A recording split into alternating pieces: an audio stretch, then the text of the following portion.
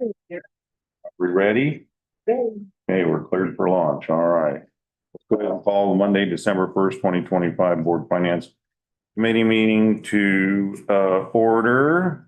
Moving along through the agenda. Now we'll do the Pledge of Allegiance and we can all move along together. How's that? Ready, begin. I pledge allegiance to the flag of the United States of America and to the republic for which it stands, one nation, under God, indivisible, with liberty and justice for all. Yeah. We don't have Antonio. Roll call establishment of quorum. Trustee Davis. Here. Trustee Garrett. Here. Established. Okay, and trustee Aguilar is not present in absence. Did he give us? Had a conflicting, Okay. I know he's had some stuff come up lately, so I'm not surprised. We wish him well. 2.4, we'll skip that. Change in order of business, we'll skip that. We'll skip 2.6. Yeah, prior meeting minutes, we'll do that next meeting. 2.7, public comment. Has there been any requests for public comment? I don't see any raised hands, so we will move along. 0.7, zipping through here. Okay, monthly financial status update 3.1. Well, I get to give this today since Jeremy, it's one of his few vacation days during the year. So we'll make this relatively quick. Again, we look at the monthly financial report and we compare it to the prior year just to see not only how we're doing compared to our current budget, but also as it relates to the prior year. For revenues at the end of October, 19.96% collected compared to budget versus prior year of 19.51. We're not seeing any abnormalities as it relates to year to date. Hey, when you budget lottery, do you just use prior year? How do you Budget lottery? the revenue side? On the revenue side, we look at the state's estimate on what that, and we get that either from CDE or the chancellor's office. They get the same number. And then we multiply it by our prior year full-time equivalent students number. And so we're able to get that as a pretty reasonable estimate. The problem with lottery showing negative 128,000, that was our accounts receivable set up from the prior year. That means we haven't even received the fourth quarter yet, let alone the first quarter of the new year. So the state is You carry it about 6 months late. Yeah. Okay. In giving us those funds. But yes, so the 3.1 million, we're pretty expectant that number will become reality as we get our way through the 4 quarters of the year.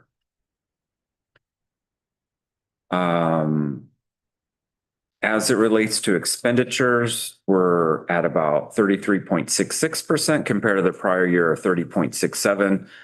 A lot of that has to do with row 15, that transfer out savings. This was part of the final budget where we transferred money over to capital outlay fund. And because we make that transfer early on in the year, it obviously is a significant part of that budget, which then helps drive up the overall total expenditures year to date. So looking at revenue and expense, we're pretty comfortable as to where they are. On the next page, you do see a breakdown of our central services expenditures that occur on the MJC and Columbia College sites. Any questions? Question. Okay. On to 3.2, the full-time equivalent student update. Mary? A quick update for you. I ran these projections on November 12th, so I was able to provide a projection for the spring term. Based on the sections that were in the system that day, I did see some changes in the schedule since then as they're enrolling students and seeing what sections are filling, seeing what sections they need to add more of, or which ones they need to eliminate. That will adjust a little bit. So when we meet back in February, we'll be well into the term by then, and I'll be able to give you a stronger number for that term. But this is kind of what we're using as a gauge to see where we're at, so the colleges can do their planning. But trickling back there to the purple numbers for regular summer, I think we're about where we were last time at 2,042 FTS, and that's just everything that's in the system. All positive attendance has been collected already. And then the fall term in green, we're at 7,697 FTS. So this is everything that's in the system. I pulled that term today. I only saw growth of 2 FTS over what is on this report for that term. It also includes estimated positive attendance hours that will be added the end of December, and before, probably by the first week of January, we'll have everything collected for that term, because I'll be doing the first 320 report in January, and we'll be capturing all of those hours for that term. So again, next time we meet, I'll have those final hours of what we claim on our first 320 report for summer and fall. So spring, we're at 7,086, which is growth from the prior year spring term. We took into account the changing in the calculations for the new formula for our student hours for the calculations, for the new standardized formula in these projections. So everything is included there, but it's based off of the average attendance of students in past terms. So if we have if we're filling our sections up larger like we did in the fall, and we'll most likely see that grow a little bit, we may have some more from that as well. And then for early start summer in the red, I just left it flat because we haven't even begun enrolling students for that yet. And I don't have a list of sections. So I'm not sure exactly what direction the colleges will go as far as their scheduling for that, because they can split those sections into early start and regular and kind of shift those numbers around as they feel fit. So. On the funded FTEs, remind me, we're not getting fully funded on our FTEs, correct? I'm pulling that up right now. I don't anticipate us getting fully funded. We'll be able to grow 0.5%, and that will be funded. And then we're hopeful for those districts that don't grow, that will capture a portion of that. So I'm trying to look at the advanced apportionment, which is most current one that we have, to see. There might be interest. I don't know if there's room on this report or not, but maybe in parentheses, and here's what we're being funded. So, because I mean, it's raw. We've got good numbers. People are coming up. I mean, the enrollment's coming up. That's great. But we're not funded to that level. So, correct. And that might be. It hasn't been a concern in the past, and now it is a good concern. Mary, maybe in those targets, we add another row up there. Yeah. Expected funded or funded. Yeah. I think maybe, just in this box, maybe a parenthesis or something. Okay. Sure. Think about it. It doesn't have to. Or Okay, note section or something in. Absolutely. Maybe under the target on the notes section. Okay. Oh, yeah. There you go. Yeah, agree. Yeah, because that's gonna hurt if we spend all that money adding sections and trying to meet the needs of the community, and then the state's not. Yeah, but we're actually doing a really good job of being efficient. So when we do grow, like we were anticipating just growing 1%, but we've grown well beyond that. So we're not, losing our shirt on it either. And we're actually not even able to meet full demand. We have significant wait lists. We have a report that comes out every week, and we can see the section numbers, the number of courses that are being offered at each school. And I don't even know if there's much of a change from prior years. So we are getting this growth without actually adding more sections. So there could have been some adjustments. Slightly, yeah. But that's the deal, is most of this is coming from using the air quotes, it's the efficiencies. Are we sort of capped out with how many sections we can offer based on our faculty, or is it just the funding that's holding us back from offering We could additional sections for the wait list? to offer more courses, which would come from each of the college's budgets. Generally, as it relates to full-time faculty, we utilize a thing called the faculty obligation number to make sure we're at least meeting that. based on direction from the board, if they said, hey, we want to serve every single person in our community that wants to be served, add as many faculty as necessary. We could do that. And then, of course, we would have even more unfunded FTES. So it's finding that sweet spot of, and my biggest concern is to say, hey, we need to be even more efficient. Let's start cramming classes, turning off the sections. Because if you start driving students away and then they all find jobs and then we want to attract more, they aren't out there. So it's really a fine balance that the colleges are doing as to how do we market enough to continue to get new students coming in, even though we're not necessarily adding more classes.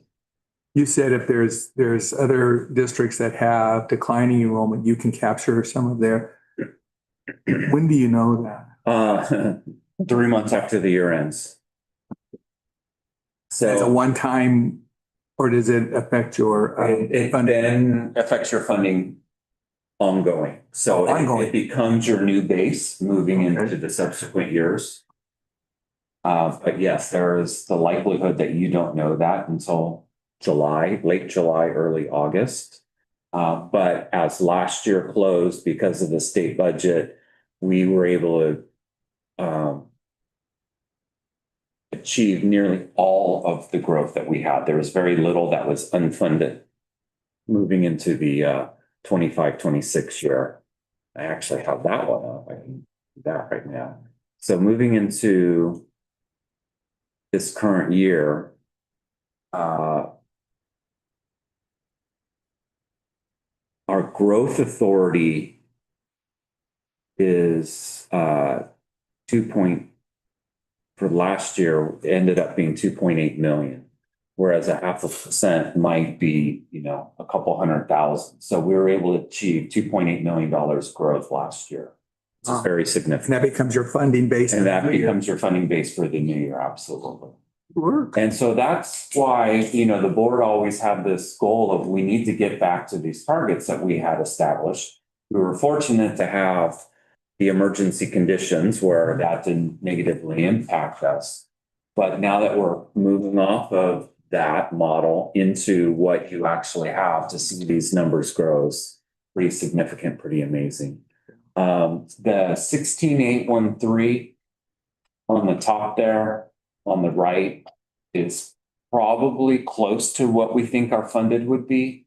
So to get at 17.4 compared to 16.8, you can start to picture what our unfunded is likely to be when Mary does our first Q1 report. Well, it's more than 1% and more than 2%. Yeah. Yeah. Well, our growth, even the growth for spring, which I think will grow even more, was showing 3.7% spring over spring. And the fall was, I think, a little over 6% fall over fall. So we're definitely growing significantly. We see other districts growing by 10% and above. But I think that our growth has been thoughtful and in relation to our financial abilities. Yeah, like you said, you got to find that sweet spot. What to offer. Great news, as always. Be happy to report this back at our regular meeting in 12. Any other questions? Okay, we'll move now on to the updates on annual district audit exit report. Normally at this time, Mary would be passing out all the audit reports for us to look at. Because of some federal delays, shutdowns and whatnot, there are certain things that we've been waiting for. So the federal government has authorized the 45-day delay in the submission of the audits.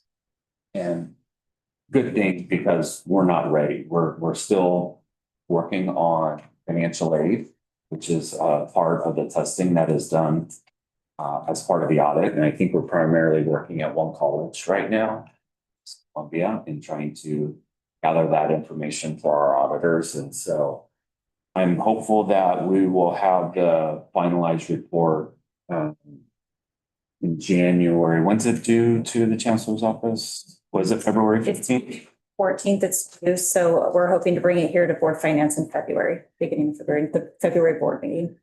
Regarding the findings from last year and the corrective actions, how's the progress? Are we gonna get hey, these are gonna drop now? And Yes. have a- Okay, Yeah, yeah. yeah. So the primary finding was the technology Grand Leaks Flywheel Act, and Lucas and his team have done a wonderful job of getting the plans Mhm. and the resources in place as it relates to that. So Yes, the Department of Education also approved our corrective actions that we took on it.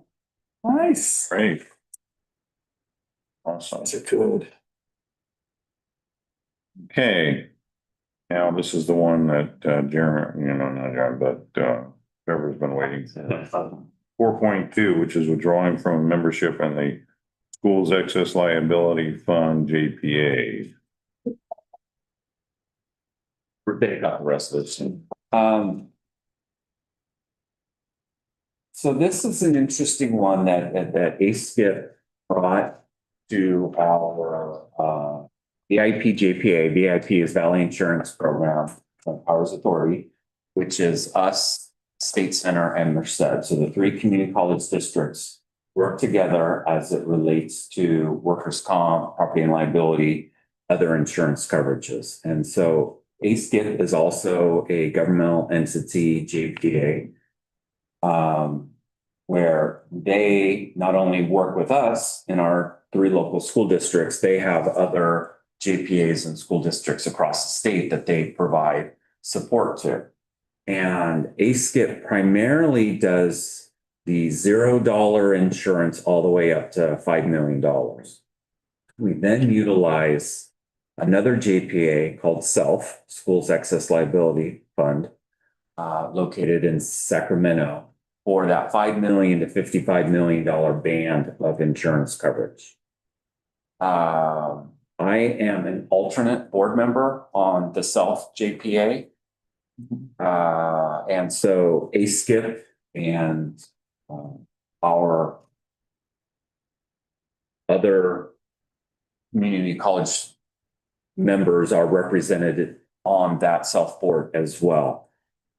ASKIP feels that they could provide this tier of insurance more effectively for us. And what this resolution does is it allows us to notify SELF and then utilize the next several months to have conversation of, does it truly meet the interest of the district that we pull out of SELF and move ourselves into something else, be it ASKIP or another entity. So essentially, this would be our opportunity to shop, to compare, to evaluate what is in the best interest.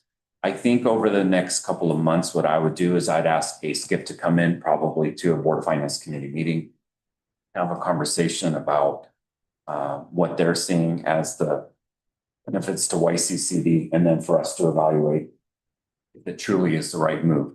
So if we were to sign this resolution, it doesn't say that we're actually leaving SELF. It says that we're going to evaluate it. And at some point in time during the next semester, we would make a decision, and then we would alert SELF if we're staying in or if we're pulling out. In my conversations with Merced and State Center, we're all three unsure of what to do. Again, we already are represented by SELF, and we've been a part of SELF for a very long time. And so as of today, I don't have a recommendation. I do feel that adopting this resolution at the full board would allow us that opportunity to do more research.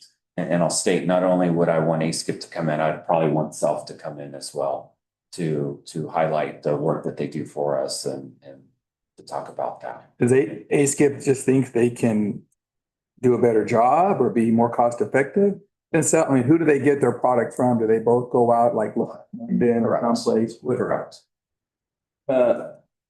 As a SELF board member, and I have to be careful because some of this is some closed session conversation. ASKIP and their districts that they represent, a lot of K-12s, represent about 40% of the self districts that participate in there. And there are some sexual assault claims going back to the 1980s, where it ends up that certain districts didn't have coverage based on timing and whatnot. And so they're trying to determine, is ASKIP responsible for it? Is self responsible for it? And there's this idea of not seeing eye to eye. And I think ASKIP saying, well, we're 40% of your business and you're not helping us. I think that's part of it. And so I think it will be interesting to see if it's just that, or if ASKIP really does feel that they built these markets and they feel that they can price point them better. What won't happen is we won't be excluded from K-12s as part of this. So the sexual assault claims are 99% at the K-12 level, which has actually cost us a lot of money over the last couple of years in the paying of those claims. Who has still be part of that? LA Unified? Does ASCAP have it? Or No. that's a huge that they're getting. Well, Self doesn't have that now. Does ASKIP have them at the lower level? That I'm not certain of. I don't. Well, they're going out for a bond. That's how bad it is. Yeah. It's $2 billion. Oh, yeah. It's, Well, there's not, I mean, this just says, hey, we're gonna look, we're giving you a heads up, doesn't mean that, we're pulling the trigger on anything. It's, so, all right, so this will come, this board meeting, It needs to come at this board meeting, Yeah. but I want to make sure because Trustee Garrett will be the one bringing it forward and speaking to it, and I can speak to it as well at the full board meeting if there's need for discussion. But again, I'm in no favor one way or the other. I think it's in our interest to learn more and actually approving this resolution. I do believe that Merced is going to take it, and if I alert State Center that the board is at least leaning towards bringing this resolution forward, then State Center will likely bring it forward as well. yeah, I think it's really going to come down to, Don, moving forward, if what Self has to say with, some sort of immunization or some strategy going forward as these claims keep piling up and coming in. And because we're not bifurcated, we're all part of this big pool. How do you intend to handle this moving forward? Okay. And if they It have can't be just pointing fingers like that. no, but if they have a good plan and it's reasonable and it makes sense to Trevor and the other districts, then, maybe we stay with Self. But if ASKIP thinks they can, come up with a strategy that makes sense to Trevor and others, then that's something we'll take into consideration. So, but I think this is a good thing to look at. Okay. Right? So we'll put it on Yeah. the board agenda. Right, Don? Yeah. Okay. Did you have, I saw like some pencil marks. Did we Yeah. say something wrong? No, Okay. I was just, I just want to make Making sure marks that for I didn't myself. have a misspelling or something. So there's nothing left in the agenda. We want to have any items they wanted to go back and look at, or you just want to get back and get busy doing it that needs to be done, right? Always plenty to do. Always plenty to do. Okay. So with that direction, next Board Finance Committee meeting will be held on Monday, February the 2nd, 2026. I can't believe it. At 1 p.m. back here at the district office room, meeting room A. And I just wish everybody a safe, happy, and glorious Christmas with friends, family, and whoever. And with that, we stand adjourned. yeah.